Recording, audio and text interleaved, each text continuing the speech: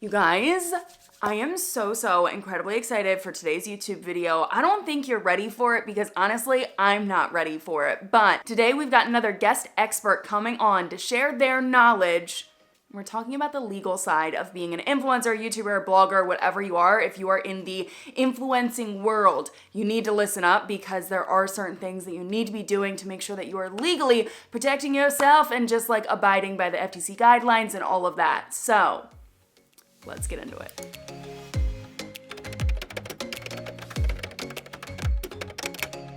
She's here.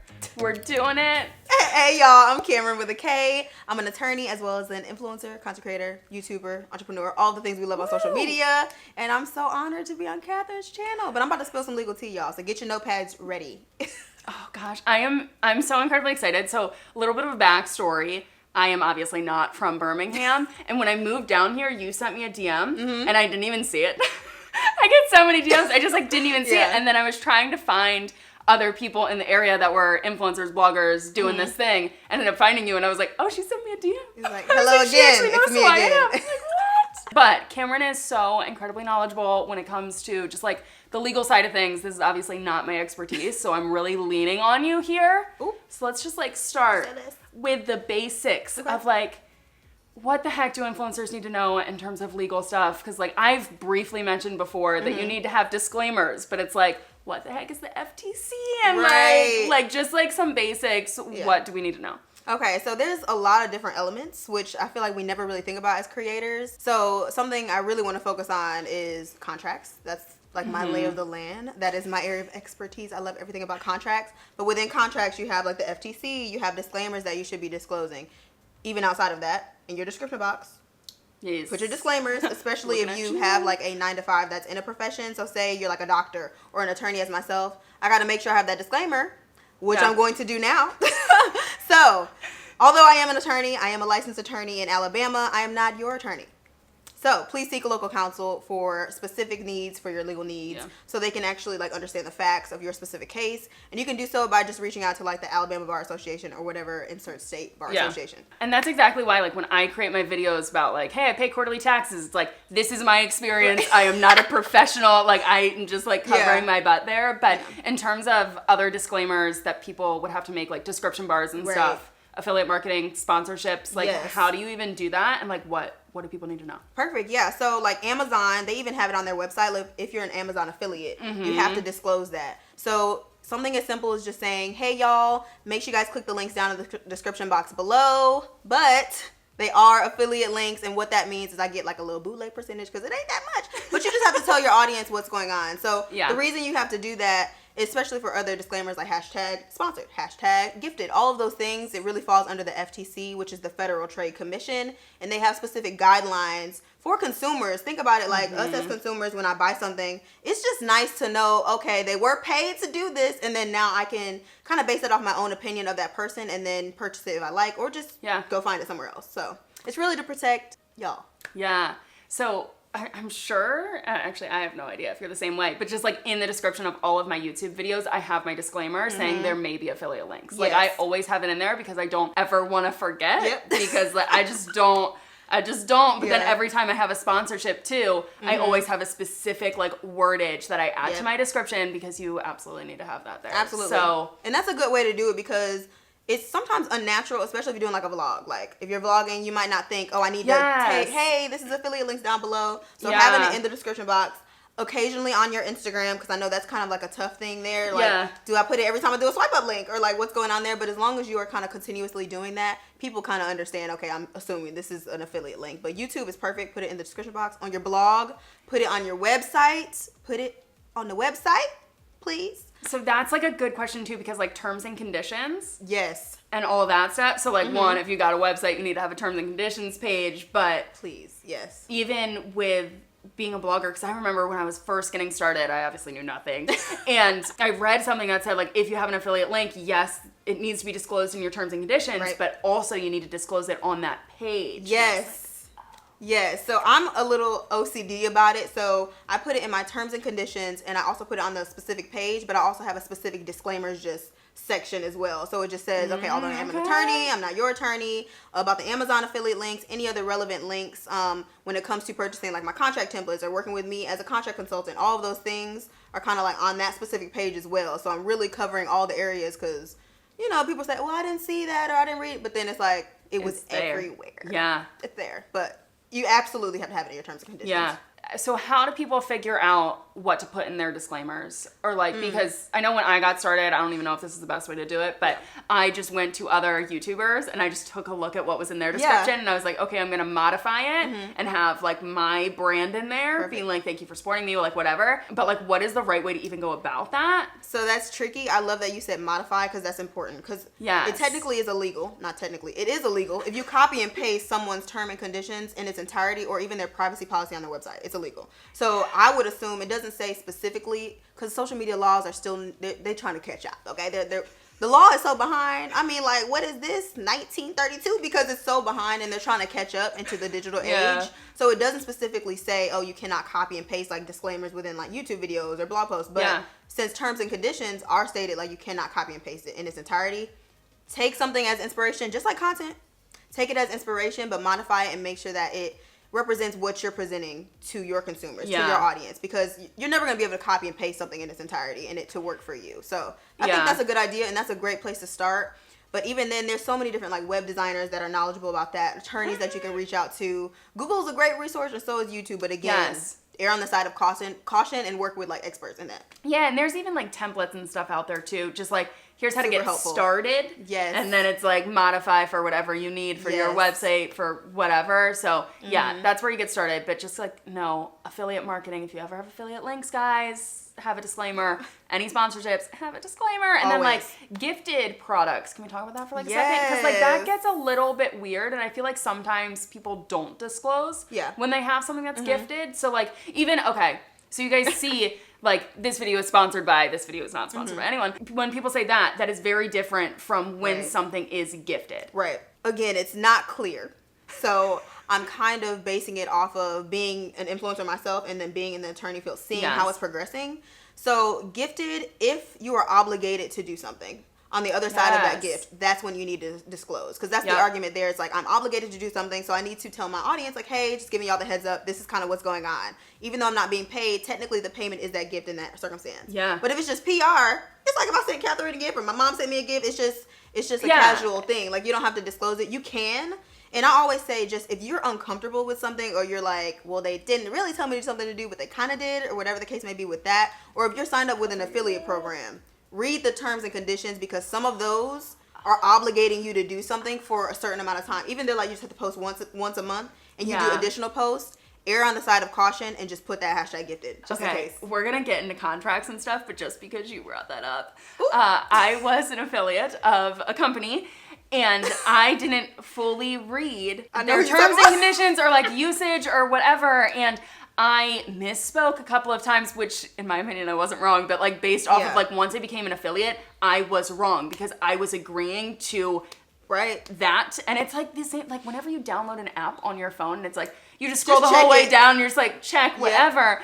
Guys, this is your business. Like you need to be paying attention and you need to cover your butt because I ended up getting kicked out of an affiliate program. It was 100% my fault. And I'll say with those, again, I think it's because it's so new, that should be something that should be highlighted and bolded and kind of like really at the front. Because I've seen some other affiliate, and they do say like, they just have restrictions on what you can and cannot say, how much you can and cannot promote it, and where you can and cannot do that, and all of those things. And me, like, as an attorney, like, of course, I read the terms and conditions because I just think it's like, I'm like, oh my God, that's so interesting. And the more I know, the more I can help, right? But it's frustrating, and it's like, who wants to read? This is boring. Sometimes it's boring, I'm going to tell you. But it's so important on the back end and then, like, in the long run because you would hate to be in this really expensive lawsuit or even just like kicked out of a program because it's just annoying and frustrating and like inconvenient. For sure, I lost hundreds of dollars. Ooh. Because in the contract it said if you get kicked out, the money, like the affiliate earnings that you made, you can't get paid out. And I was like, well, dang. It's like, why don't y'all wait until after the last payment? Like y'all gonna let me accrue this money. But it's fine. It was my fault, and that was Yeah. It was my fault. Anyways, let's talk more about contracts. Okay. Can we just like start like basics? I love it. When do you need a contract? Like as an influencer, like can you just like give us some examples of like when you would have to create one or when you would have to sign one? Or Absolutely. So of course the obvious is when you're working with brands. But before I get to that, I do want to talk about when you're working with like contractors. So a lot of creators work with photographers, or they work with like assistants or lawyers or anybody that's really helping you run your business as a creator. You should have a contract. Why? Because you want to make sure both people understand, this is what I'm asking you to do. This is what you're asking me to do. This is how I'm getting paid. This is when I'm getting paid. Yes. These are the legal ramifications that we're going to apply to if there is a lawsuit. I always say it's just like having insurance. When I get in my car, I'm not thinking, good, I got insurance because I'm getting a car accident today. No, I'm like, thank God I got insurance just in case, but I'm not going to get an accident. And so I do, and then I'm glad I have it. So it's the same thing with contracts. Yeah. So like specifically talking about photographers, a lot of them technically, well, legally, Nami got my lawyer cap on, but legally, as soon as you take a photo, you're the copyright owner, right? So the photographer is the copyright owner, not the creator. Yes, you're in the image, but if there's no agreement there saying that they hand over all of the rights and usage and ownership of that content, they're the copyright holder. So this applies because let's say HBO reaches out to me and I'm like, oh my God, I would love to be featured, stop. And then the photographer is like, but wait, I own it. And I'm like, oh. So then technically the photographer can speak to that network and get the money without me even being involved because they own it. Yep. Even though it's your face. Like exactly. You're the subject of the exactly. photo. So yeah, there's an argument there. And like, sure, as a lawyer, I probably would make the argument that it's my likeliness, so I should get a percentage. Great, but you would hate to be in that position when you could just have the contract that specifically states. And especially like you would know because you are a lawyer. Right. Like, but if that happened to me, I would be like, well, I messed up. And it's like the same thing with that company. Like maybe if I would have dug it deeper, I could have found like a loophole or something. But me just being an influencer and YouTuber, I'm just like, well, I messed up. Like you learn and then you adjust for next time. But I was a freelancer for a while and I took some clients through like another freelancing platform. Yeah. I also took some clients off of that. And every time I took a client off of that, because through that platform, they had their own contracts and things. Right. So I was like, okay, just abide by that. But whenever I took them just one-on-one, I always had a contract that I created. Good. Another thing is management. If you guys sign on management, I obviously have a contract with my management team. So since you brought it up, brands. Ciao. Guys, whenever you do a sponsorship or like what are your thoughts on contracts? Like when do you need a contract with a brand? When they speak to you. No, I'm just kidding. No, but seriously, they send you an email. If they say hello, where's the contract? I feel disrespected. No, when they're obligating you to do something, as soon as that comes up, you need a contract. Yes. Also, so kind of backing up from that. So let's just say it's just a strictly gifted like PR. I just want to send you something. I always state in the email because emails are legally binding. DMs are questionable, but we'll get to that in a minute. But emails are legally binding. So like just include, thank you so much for this opportunity. I am accepting gifting opportunities at the moment. I would be glad to receive the product. However, with gifting opportunities, I do not have any obligation to do anything. To post, to talk about it, to do anything. So just make sure they're on notice. And you can just put that in the email and not have to say, well, sign this contract so we know, because contracts can get back and forth nitty gritty real quick, especially if you're like really reading it thoroughly and like, I'm not agreeing to you using my entire life for the rest of my life. So yeah, just make sure you include that in the email, something quick. But with a partnership where, okay, they're sending you product or they're sending you money to purchase a product and then in return you're producing content. As soon as that has come to an agreement in the email, brand reaches out, hey Cathrin, I love your content. It's so great. We want to be included. Hey brand, this is her management because she do have management, but I don't. Well, I do, but I still, because I don't like to delegate, so I mind my business. I dump in the emails. And they're like, okay, well, this is what we want. We want a YouTube mention in a weekly vlog.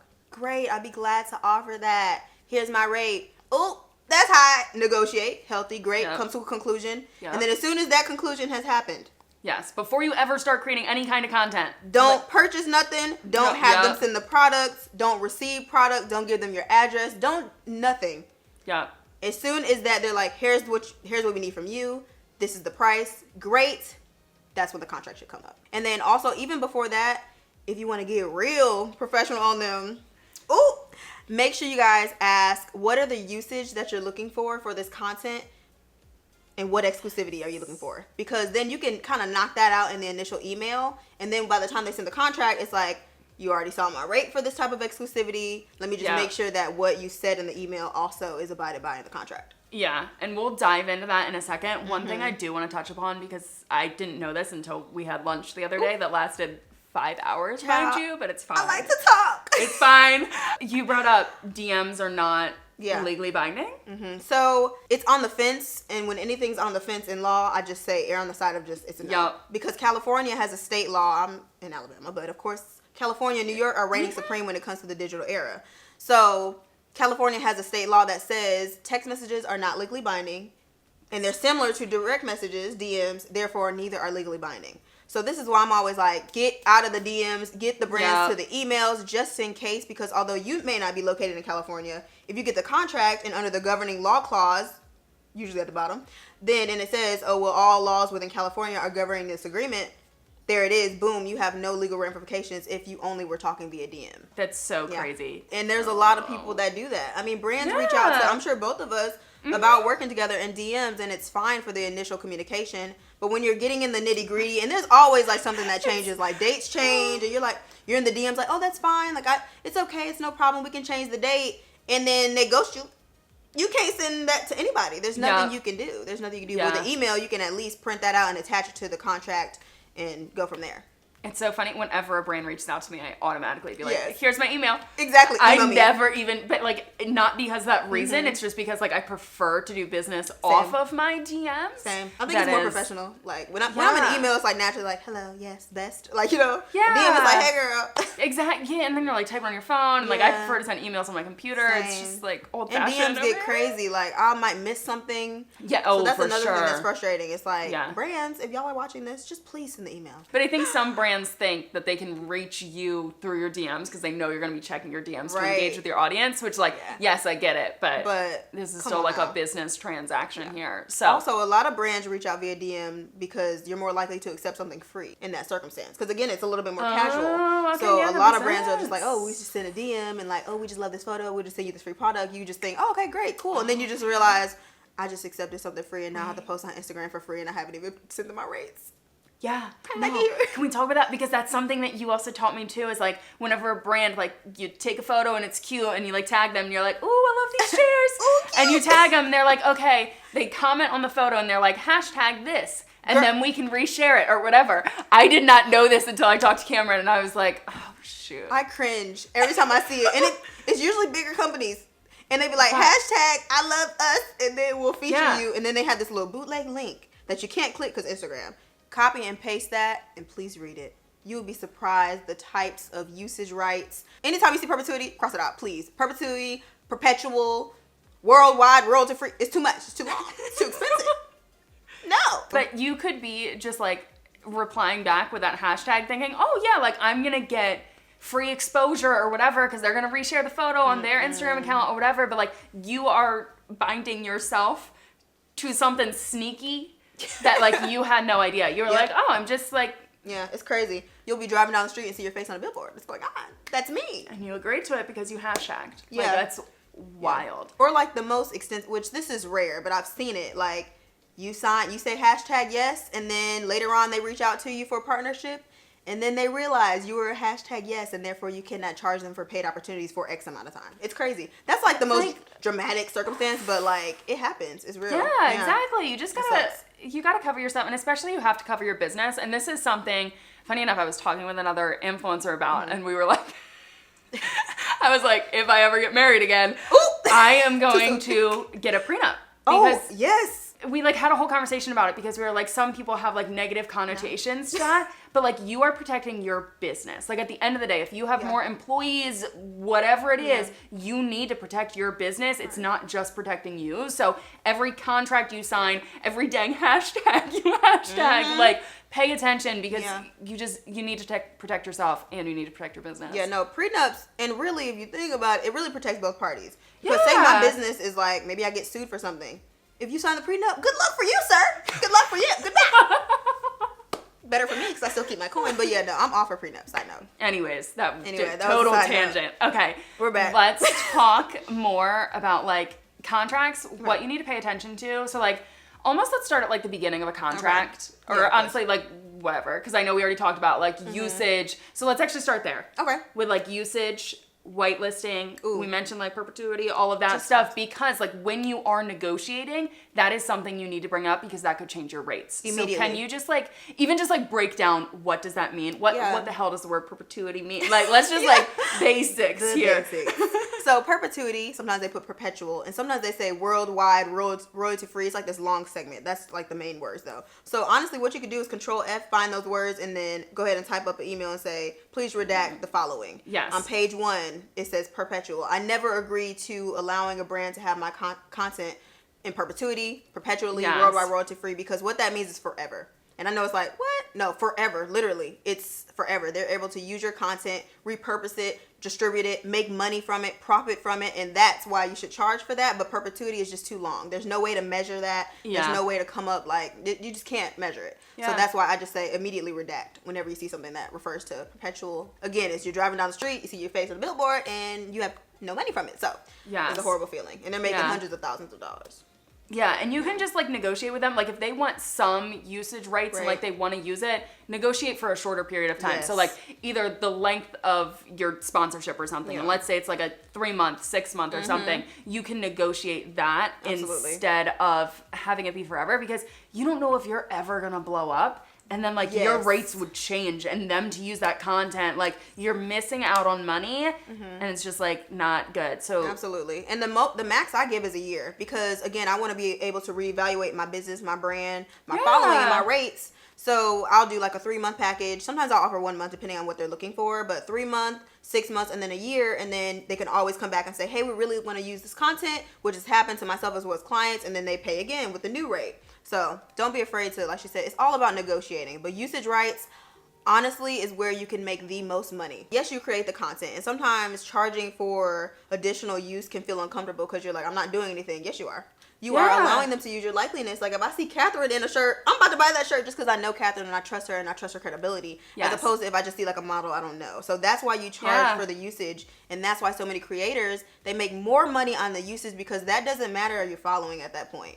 They're like, I love the quality of your content. Maybe you're a professional photographer or videographer, and they just want to use that content on their social media or in a billboard or in a magazine or in an email marketing, something like that. guys, if you ever are negotiating with a brand, if you're doing it yourself, if your management team's doing it, whatever, and you decide on a price, and then later on they're like, 6 months of usage, you can charge more for that. And then go back to the table and just keep negotiating until you get to a point where you're happy with it. But I know we talked about this at our lunch too. Girl, you gonna really ask me what we talked about after 5, 7, 20 hours?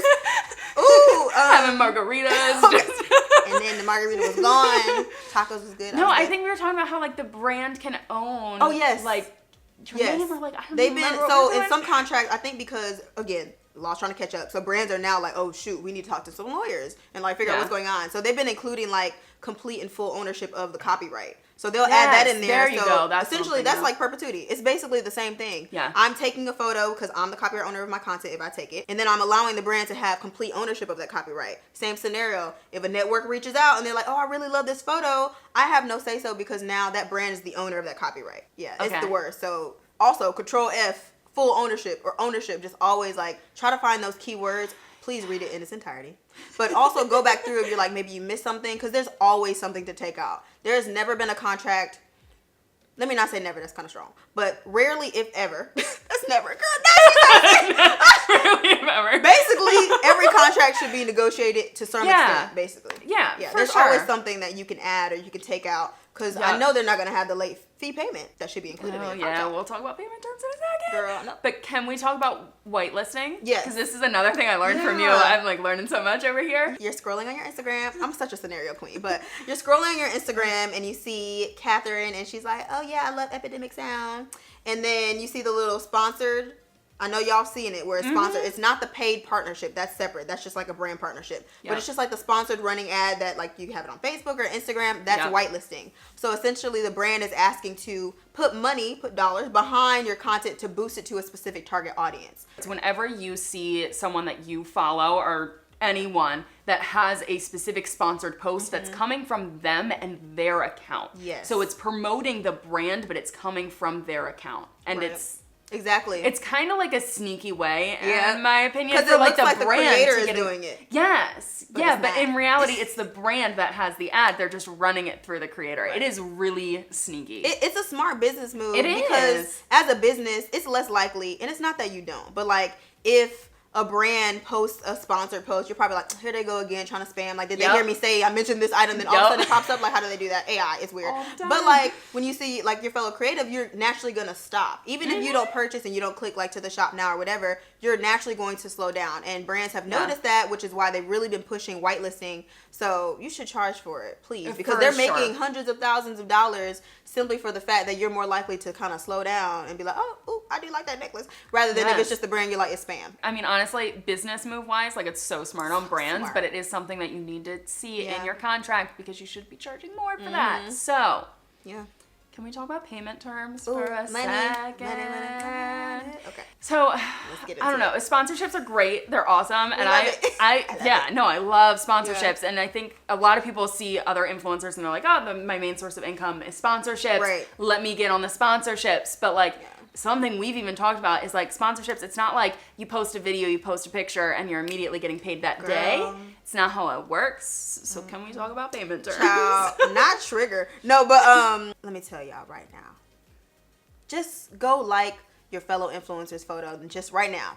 If they just put hashtag ad, hashtag sponsor, go shout them out. Yeah. Say thank you, I love this product. Comment below, because they aren't getting paid net 30, net 60, net 45. Some people agree to farther than that. I just don't I don't see it. What that means is that once I initially post the content, that's when the days start to run. So net 30 means 30 days from whatever day in which the contract states. So some contracts state that you need to submit the invoice, and that's when the date begins to run. Some contracts say you need to have the W-9. So if you're getting paid over $600, legally they should be giving you documentation so you can... Or your management team. Or management team, so you can submit it for taxes. But you need to see, when does that time start to run? Yes. So then, one, you can know how to plan your life and budget around it, because you may post content and it's like, yeah, I made $10,000 from this brand deal, but you won't see that money for 2 months because you have net 60, so you need to plan around that. But also, you need to know what that date is, because the brand's not going to follow up. That's just the reality of it. Sometimes you have to follow up with them, and that's why you have the late fee payment, because then you know exactly like what day. Hey, in the contract it stated that it started once I sent the invoice and once the content went live. 60 days, March 1st, it's March 2nd. It's due. You late. It's due. Yeah. So it's so important to kind of keep track of those things. But you won't know if you don't really thoroughly read that payment section, or sometimes they claim it as, compensation section under the contract. You have to make sure you really understand, when does that net 30 start and how am I getting paid? And pro tip, if you are using platforms such as like PayPal, Venmo, etc., I get it, especially when you're starting out, you may not know about like Bill.com and other resources. Make sure they're covering those fees. And that's something you can add in your contract. Even when you're doing like long-term contracts, guys, it may be like in chunk payments. It may be separated. So even in the contract, it will say that, or that's something that you can negotiate and work through. And if you are honestly at that level, maybe get a management team. But it is something you need to pay attention to, especially because if a brand is late fees. Please use the late. And I think, again, it's the people feel uncomfortable to kind of check a company, especially if it's like this dream brand. We've all been there, especially, I don't care what level of creator you are. We've all been there where you got that dream offer. You're like, I love this brand. I would do anything they ask me to do. But then reality kicks in. It's like, no, the time and effort that I'm putting in this, I need to make sure that the payment makes sense to what I'm providing. So don't be afraid to just negotiate everything. Everything. Literally everything. And that's something that's probably not going to come in a contract too. Especially if the brand is giving you a contract, they're probably not going to put late fees in there, because why would they put late fees in there? But it's something that you can put in there, and something that you definitely should think about and just like be aware of. It's so important. Just do it. And then even if you get some pushback, for me that's a red flag. If I'm like, hey, I usually put, and I always put it like this, even if this is your first contract, come correct. I always say, this is my standard thing that I include in my contracts. I always include a late fee payment, right? Yeah. And if they're like, well, we don't really agree to that, my first thought is, so do you not agree to pay me on time? Because it shouldn't be a problem. Yeah, exactly. It shouldn't be a problem. So just always include that. Of course, I give a little bit of like leeway. So if they're communicating like, hey, our financial department is down, or whatever the case may be, there is a little wiggle room. Yeah. Ooh, can we talk about exclusivity for a second? We almost should have talked about this earlier, but it just hit me, because that's another thing. Like, you can make money. Yeah. So explain what it is. So exclusivity, basically it's saying, I cannot work with any other competitor brands. And those competitor brands need to be listed out in the contract. Because if you're working with, let's just say Walmart, and they're like, don't work with any other grocery stores, I need to know which specific ones do you consider as a competitor. I may immediately think, okay, Target, like Publix, Trader Joe's, etc. But they're like, oh no, it's really they're just like Sam's, Sam's Club. It's just us versus them, So you really want to make sure that they're specific about who they consider as competitors. And the reason you're charging for that exclusivity is because Sam's Club may reach out to me, and then now I'm having to tell them no within a certain duration of time because I'm working with Walmart. Yeah. And that no is now hindering me from making that payment. Therefore, Walmart, you need to make sure you're paying me this. And that's not always the case. Not every brand is going to have like exclusivity that you need to abide to, but you need to pay attention to the terms or like length of time for the exclusivity, because it could just be like, okay, we're sponsoring you for 3 months. During those 3 months, you can't promote Sam's. And it's like, okay, that's fine. But like, it may be more detailed to the point of like, you can't even mention Sam's. Like, it's not that you can't get a sponsorship. It's like, you need to watch your wordage. Like, like you cannot mention them at all. Yeah. Like, even organically. Yeah. So make sure, like she said, that's a great point. And that could be a problem. Like, let's say you're promoted by like a skincare company, and it's like, you can't mention any other skincare company. It's like, well, that limits part of my content and what I do here. So I could be doing a get ready with me, and I cannot mention anything that relates to the skincare that I'm using. So it can get really broad. And I think initially, like I said, you got to negotiate. When they present the contract, they're going to try to make sure that they really are the only one you're working with. Which makes sense, because to a certain extent, it works for both people. Like, it's more likely that your audience is going to be like, oh yeah, I know she always talks about that brand. Like, I know I get it. It's nothing new here. But then also, as creators, I always say we're guinea pigs. Like, we're guinea pigs. We like to try things out and share with our audience. Because something that may work for me might not work for Cathrin, and vice versa, or may work for you and not work for one of us. So I'm constantly like finding new products, not only for me, but things that y'all will like too. So because of that, you got to charge. You got to charge for that exclusivity. Yeah. It's a lot of money there. Or even I've seen, which is like so silly, but I've seen other creators like get not nice comments from people being like, oh, well, you promoted this brand a couple months ago, now you're using this brand. And it's like, sounds like you're my have business. You used like the same shampoo your whole entire life? Like you switch things up. You don't have to. But like with exclusivity, guys, like if they have exclusivity for like a whole year, one, Kameron already mentioned, you're missing out on money there and future opportunities. So you need to be charging for that. But two, then you just have to be like more careful, and you just like, you're like, walking on eggshells type of thing, Yeah, I put in my calendar, like, because some of them, they are specific. So if I'm like, okay, I cannot promote XYZ brand for 3 days, like, what if I already had on my content calendar, like, I was going to promote that brand, now I need to switch it around. But also, don't be afraid to tell the brand, like, hey, I already have exclusivity with this specific company. Can I push you to next month, or can I move you to the next day, just to make sure there's no conflicts? And the best way, like, kind of like on the back end, that I try to tell my audience, it's like, listen, if a product gets discontinued, and this is the only product I've ever told you, you know how mad you'll be? We've all been there. It's like, my favorite product, this is the only thing I use. I use it all the time, and then it's discontinued, and I have no other products I can promote or talk about because I don't know them. So it's always nice to just have a few different products kind of like in your back pocket. So don't be afraid to like try different things. Termination. Can we talk about that for a second? So, like, let's say you're negotiating, you came up with a price, and it's like, okay, but still, before we do this, like, we got a contract, we are signed, but, like, in that contract, it's going to have a termination, which we'll talk about in a second, because, like, what if you get the product, like, you've heard of the brand, but you've never tried the product, and you're like, yeah, this sounds great, let me try the product. You try the product, and it doesn't work for you, and it's like, well, you're bound to do this sponsorship. Like, you got to have termination clause in there. Yes. Hit me with your knowledge. Absolutely. I try to make sure there's 3 different versions of the termination. There's the mutual termination, where that scenario will really work, because the brand isn't going to want you to promote something that, like, say it's a skincare company and I'm allergic. Like, what I'm saying, I can't say, this was great, you got your face, it's a rash, like, it's not gonna work, it's not gonna work. So you want to make sure that you have something that both of you are like, it's a mutual termination, no harm lost. Usually with those, it's just whatever work has been put in gets replaced. So we call it in the legal field part performance. So if you've already provided me with the product, I can either send it back, or I can pay for the product, that's an option. Or like, if I've already began to create the content and then they cancel the campaign for some instance, and I'm like, you know what, it's okay, just pay me this version. So then there's the 2 different versions of a breach of the contract. So it's, I'm like, I'm out, I ghost, or whatever the case may be, which I wouldn't do ever, and neither will y'all. But let's just say something happens where I just cannot complete this campaign. And then I'm breaching the contract, which simply means that I'm not abiding by whatever the obligations were within that contract. I'm done with it. I'm out. I'm through with y'all. That's it. So once that occurs, I want to make sure that I'm, again, replacing the brand with whatever they lost. But you want to make sure that it's reasonable and don't let the brands get greedy on that. Because yes, you sent me the product and all of this, but like, really, how much are you really lost? So that's where you can, again, you could just replace the product, send it back, pay for it.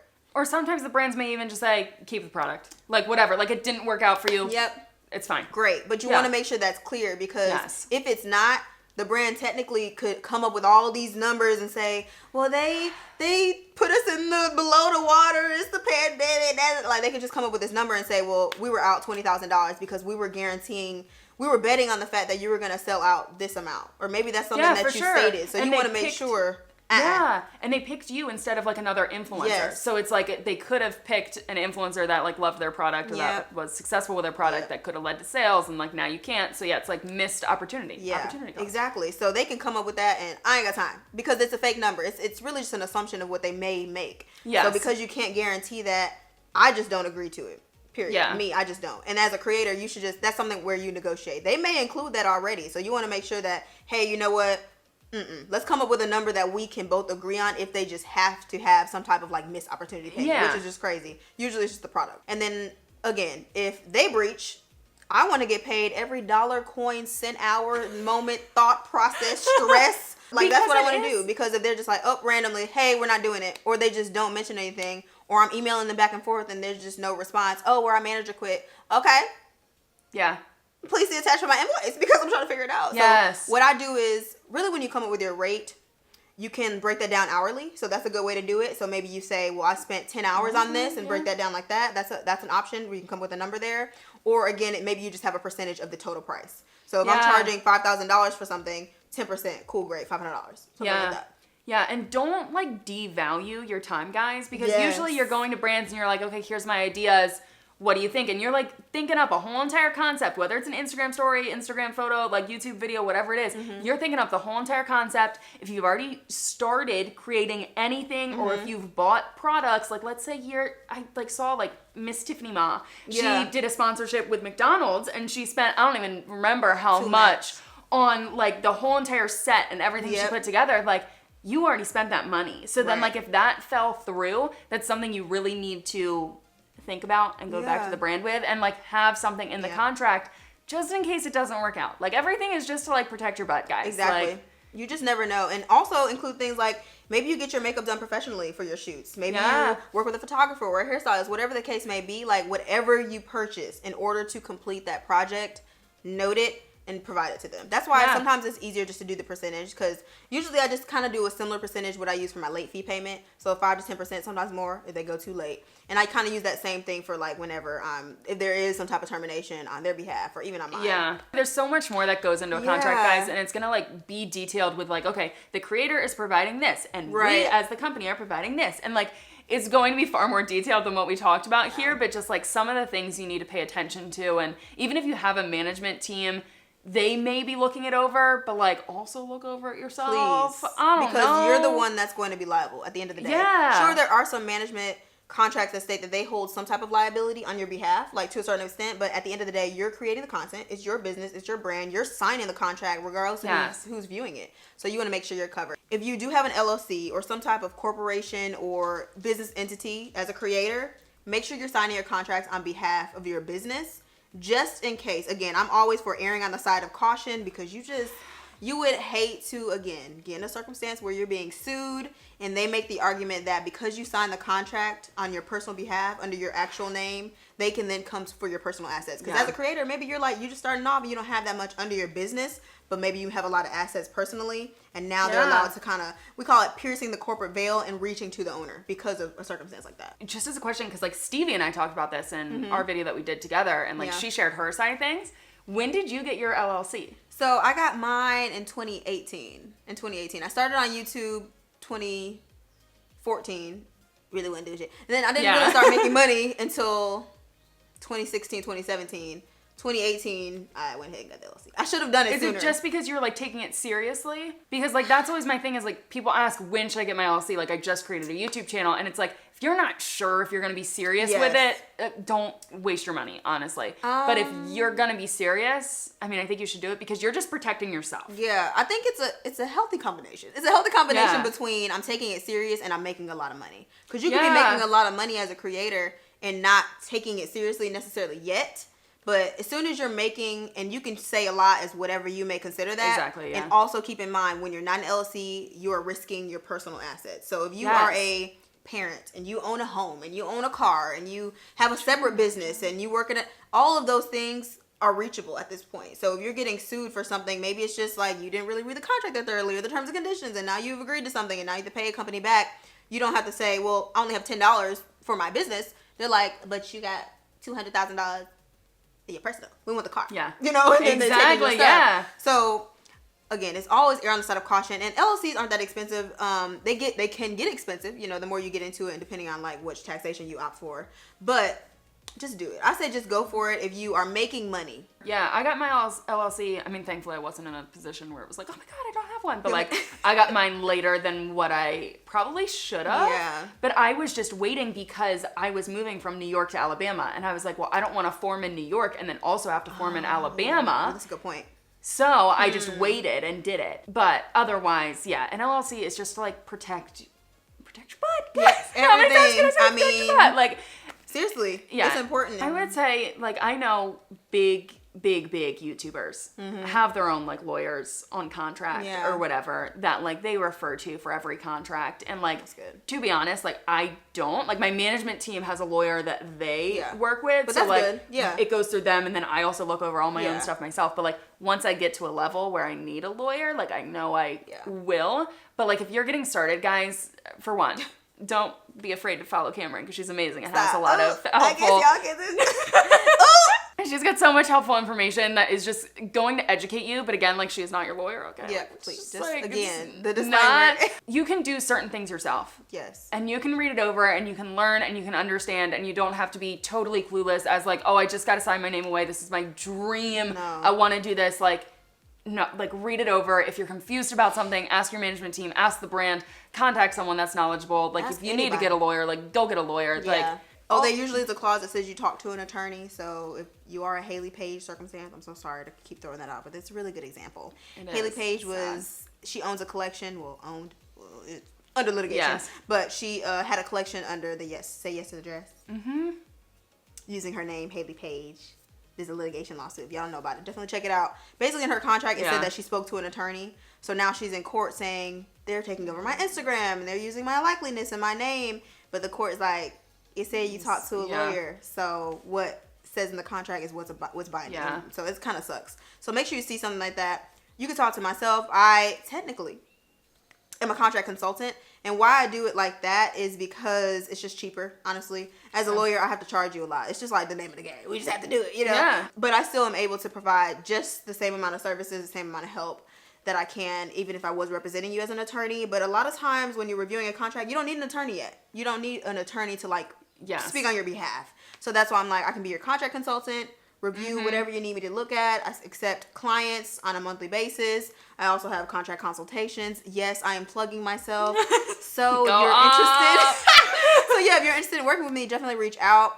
DM, email, etc. If you want to email me, that would be the best. info@CameronMonet.com, and I'd be glad to help and just talk it out. Sometimes you just need to talk it out. I have free clarity calls, and sometimes it's really just like something small. It's like, I'm not going to charge you for that. I have so many free resources. It's not about the money for me. It's really about bridging that gap. Because I've seen it, even me, I've made mistakes as a creator. And then I went to law school and I was like, how the heck did I not know that? And it's because you don't know what you don't know. Exactly. So, and there's not a lot of information out there, but it's really, really new. Even on legal, like, database websites, kind of like, okay, nerding out. But they don't have a lot of case law because there aren't cases. There aren't a lot of things we can base on, even as lawyers, like talking to any lawyers, older, younger, whatever the case may be. We don't know. We're kind of making it up as we go and like just hoping precedent kind of follows us along. So definitely I'll link to all of Cameron's stuff in the description bar down below. Check out her YouTube channel, Instagram, all of that stuff. I watch her Instagram stories daily. I'm like a fan. It's fun. I love stories. They're my favorite. But they get the tea. I think that's it. Yeah, I think we covered it. everything. We shared so much information. Thank you so much for coming on here because like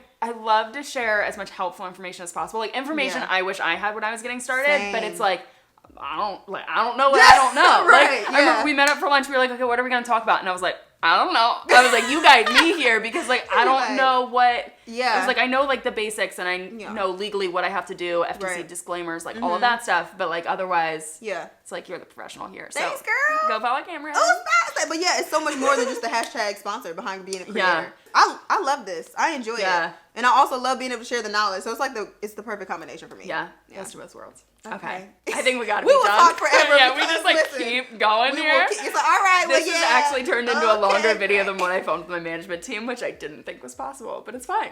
We're just, challenge accepted. We're good. You should have known. I need to go eat lunch. Okay. Bye.